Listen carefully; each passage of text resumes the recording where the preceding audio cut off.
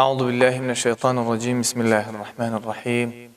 الحمد لله وكفى، والصلاة والسلام على النبي المصطفى وعلى آله أجمعين. سمعاني برز خوشويست لواني أو شوماندا باسی گەورەی کارێک دەکەین، باسی ذیکر و یادی خوای پەروەردگار دەکەین کە پێویستە ئێمە ئیماندار بەردەوام خالقی کەون و کائیناتمان لە یاد بێت، ذیکری بکەینەوە. مرۆڤەکان لە دنیادا هەر یەکەو بە شێوازێ یادی شتێک دەکەنەوە. دەوڵەمەندەکان یادی پارە و سەروەت و سامانەکانیان دەکەنەوە کە لە ماڵەوە لە ناو قاسەیەدا ناوە زۆرێکی هەرزەکاتیشی لێ نادا. خەڵکێک هەیە ذیکر و یادی پلە و مەنسەب و پۆستەکەی دەکاتەوە، بەڵام شای هەموو یادەکان، گەورەی هەموو یادەکان و کە پێویستە ئینسانی ئیماندار ئەو کارێ بکە، ئەویش ذیکر و یادی خوای پەروەردگارە کە لە هەموو شتێ شایستەترە یادی بکرێتەوە. چونکە خوای پەروەردگار خاوەنی ملیارەها چاکەیە بەسەر ئێمەوە کە نیعمەتەکانی خوا ناژمێرێ، چاکەکانی خوا ناژمێرن بەسەر ئێمەوە. بۆیە پێویستیشە لەسەر ئێمە بەردەوام یاد و ذیکری خوای پەروەردگار بکەینەوە. پێغەمبەری نازارمان صلی الله عليه وسلم دەفەرمێ: مثل الذي يذكر ربه والذي لا يذكر ربه مثل الحي والميت متفق عليه. دەفەرمێ وێنەی ئەو کەسەی کەوا ذیکر و یادی خوای پەروەردگار دەکا و ئەو کەسەی کە ذیکر و یادی خوای پەروەردگار ناکا وەکو وێنەی مردوو زیندووە. کەسێک کە مردوو بێ، کەسێک کە زیندوو بێ، ئەو کەسەی ذیکر و یادی خوای پەروەردگار دەکا وەکو زیندوو وایە، ئەوەی کە ذیکری خوا ناکا وەکو مردوو وایە. هەروەها پێغەمبەرمان صلی الله عليه وسلم لە حەدیثێکی قودسیدا دەفەرمێ: يقول الله تبارك وتعالى خوي تعالى دفرمي: أنا عند ظن عبدي بي وأنا معه إذا ذكرني. دفرمي خوي پروردگار دفرمي من لكن گماني بندكي خوما كاتك بندكم يادي من دكاتو من لقل أو دام. يعني خوي پروردگار لقل تو داد بك ذكر يادي خوي پروردگار دكي جاء خوي پروردگار دفرمي: فإن ذكرني في نفسه ذكرته في نفسي. هر کاتێ بەندەکەم یادی منی کرد لە بەرخۆیەوە بە تەنها، ئەوە منیش یادی ئەم ئینسانەیە دەکەم بە تەنها. وإن ذكرني في ملأ ذكرته في ملأ خير منهم. دەفەرمێ ئەگەر لەناو کۆمەڵە کەسانێکە ذیکر و یادی من بکات، خوای تعالی دەفەرمێ ئەوە منیش لەناو کۆمەڵە کەسان، لەناو کۆمەڵە خەڵکێکە باسی دەکەم کە باشتر بێ لە هی ئەو، مەجلیسەکە گەورەتر بێ، پڕ خێرتر بێ، باشتر بێ لەوەی کەوا تۆ لەناو خەڵکەکەدا باسی ذیکر و یادی خوای پەروەردگارت کردووە. کەواتە چەند خۆشە خالقی کەون و کائینات ذیکر و یادی تۆ بکە، کەواتە تۆش بەردەوام بە لە ذیکر و یادی خوای تعالی بۆ ئەوی پەروەردگاریش بەردەوام یادی تۆ بکاتەوە. فاذكروني أذكركم. خوای تعالی دەفەرمێ یادم بکەن منیش یادی ئێوە دەکەمەوە. پێغەمبەر صلی الله عليه وآله وسلم دەفەرمێ: سبق المفردون. واتە پێشکەوتنەوە، بردیانەوە ئەوانەی خۆیان یەکلایی کردوتەوە بۆ خوا، پەرستی بۆ خوا. سەحابەکان فەرموویان: قالوا وما المفردون يا رسول الله. ئەی پێغەمبەری خوا، مفردون چێن؟ فەرمووی: الذاكرون الله كثيرا والذاكرات.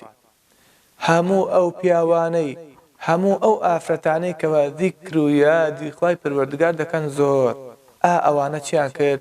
بردیانەوە لە دنیادا بە پاداشتێکی زۆرەوە ڕۆیشتن بۆ لای خوای پەروەردگار.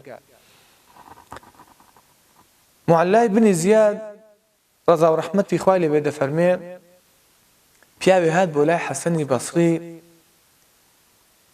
فەرمووی: ئەی ئیمام، جا ذیکری یادی خوای پەروەردگار چەندین سوودی گەورەی هەیە. دفرمي هاد بولاي إمام حسن فرمي أي إمام أشكو إليك قساوة قلبي والله من دلم زور رقا هاتوم شكواي حالي خوم دكم لايتو دلم رقا چارم چيا فرمي أدبه بالذكر نرمي بك بخوسينا بذكر يادي خواي پروردگار ذكر يادي خواي پروردگار دلكان آرام دكاتوا خواده فرمي ألا بذكر الله تطمئن القلوب آقادار بن بذكر يادي خواي پروردگار دلكان آرام دبنوا بخوا دل غمي تدابه دل مراقي تدابه آرام نابتو بذكر يادي خواي پروردگار نبي كواتا دلت آرام بكوا ذكر خواي بردوام بك أم دلت وابسته بك بذكر يادي خواي تعالى آرامي دكات وبختوري دكات أبو درداء صحابي نازداري پیغمبر صلى الله عليه وآله وسلم وزانا قوركي شام كذا فرمي إن لكل شيء جلاء وإن جلاء القلوب ذكر الله عز وجل ده فرمي هموشتير سبيكرويكي هيا وسبيكروي دل رونق دار كردني دل ذكر يادي خواي پروردگار كواتا ام دلا نوراني دبي بذكر يادي خواي پروردگار اگادار بن ذكر خوا پاداشتي لسرا بلام ذكر خلق باس كردني خلق بس دردسرية ذكر الناس داء وذكر الله دواء باس كردني خلق بهر شوازك دابي مقام بچاكه بدنا باس كردني خلق تنها دردسرية ام لدنيا ام لقيامتا بلام ذكر يادي خواي پروردگار اما دوايا بو همو دردكان الظاهري وباطني وهروها پاداشتكيش لقيامتا يكجا زورا برزانم ذكر كردني زور ذكر كردن زور هرزانا هيچي تيناچه وهروها دستنويجي ناوي كاتو ساتي ناوي ذكر كردن تنها جولاندني ليوكانتي دوي لدوكاني تسر كسابتي بدم كسابتوا لإيشوكاري بدم إيشوا لدوامي بدم دوام كردنوا لهر شوينكي لرقاداي لسفري لهر شوينكي بدم كاركت والذكر يا إخوة بك بس تنها جولاندني ليوكانتي دوي كبراسي أمشقلك آسانا لكاتيك دا پاداشتكيشي يكجا زور لا إخوة پروردگار لفرمودي قدسي دا هاتوا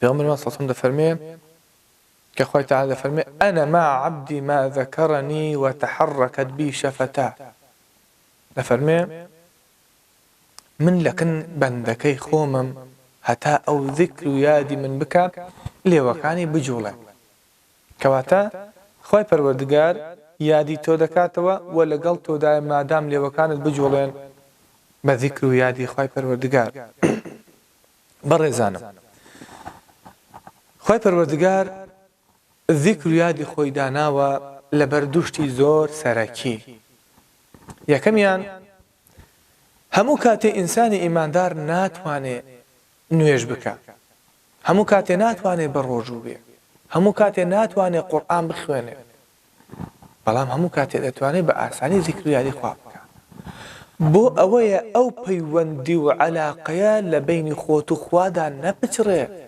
بردوام بيوانديت لقل خوادا هبي ذكري خواه بكا خواهي تعالى ذكري تودكا ويادي تودكا توا ودو هميشان بۆ سڕینەوەی گوناهەکان بە تایبەتی گوناها بچووکەکان ئەوانەی لە بینی خۆت و خوادا بە ذیکر و یادی خوای پەروەردگار دەسڕێنەوە نامێنن حەق و ناس ناسڕێتەوە ئەوە دەمێنێتەوە ئیلا دەبێت گردنی خۆت بە کەسەکە ئازا بکەی و حەق و مافەکەی بۆ بگێڕێتەوە بەڵام حەق الله بە ذیکر و یادی خوای پەروەردگار ئەمە دەسڕێنەوە نامێنێ.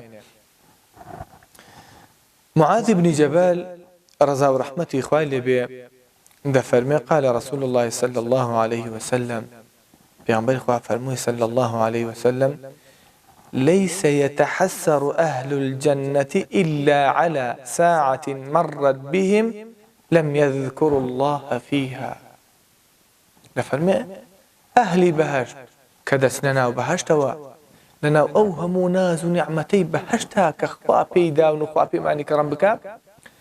دفرمي لنا أوهم ناز نعمت دا تنابو يخشد القران خفت ليخشد دخون أويش تيها أويش أويكوا لدنيا دا ساعات بسريان دا تيبريوا لم ساعات دا ذكر يا دي خوان نكردوا كواتا برلوي لقيامتا حسد بكيشي بو أم ساعاتا تو إسا لجيان داي أو زانيت زور بيكاتا كانت بذكر يا دي خوا بسر برا بو أو أجر بعداش الزور كاني شدبر بكوي.